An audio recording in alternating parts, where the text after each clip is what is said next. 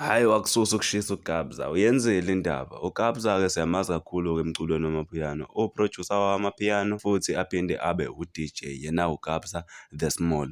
UKabza igama lakhe langempela uKabelo Motha, odume ngawo umculo wamapiano. UKabza ususe ukushisa nokukhuluma-ke ngokuthi aphoste iy'thombe zakhe-ke efake u-brand nude. Lezi thombe lezi-ke zithrendile kakhulu futhi zibathintile abaningi, kakhulukazi-ke amabhinca. Bathintekile impela-ke bay'buza umbuzo ukuthi hayibo, le nkabi lena ngabe isiyinkabi ngempela, ngabe useyibhince na uKabza noma nje ifashion? Kodwa kuyabonakala ukuthi hhayi ujoyinile-ke impela loshuni lo wamabhinca-ke uKabza, ngoba-ke akaphostanga iy'thombe nje ay'shuthe ngaleso sikhathi, zihlukahlukene iy'thombe ay'phostile efake wona u-brand nude. Kube sekuba khona-ke umbango-ke phakathi kwabaculi ababili, umthandeni Igcokama Elisha kanye no-Big Zulu.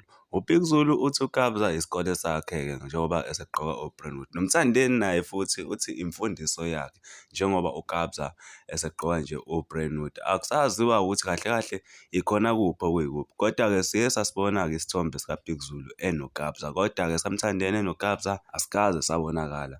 Mhlawumbe-ke uKabza-ke menga-interview-wa abuzwe-ke ukuthi lesi sikole uyingane kabani kahle kahle, mhlawumpe usengayichazela yena-ke ngoba sididekile sonke ukuthi kahle kahle ikhona kuphi okuyikhona phakathi-ke kwa-Big Zulu nomthandeni njengoba bebanga nje.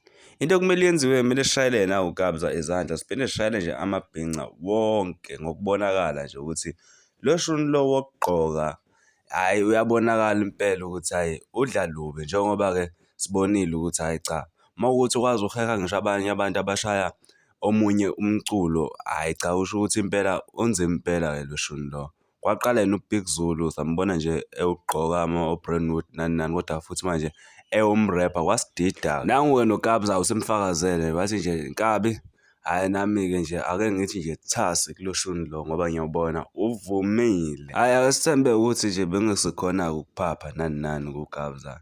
Usejoyinile ibhande, usengenile emndenini wa-brand nude. Hhayi-ke mina sengiyayivala le video, ngicela u-subscribe uphinde u-like, ngiyabonga.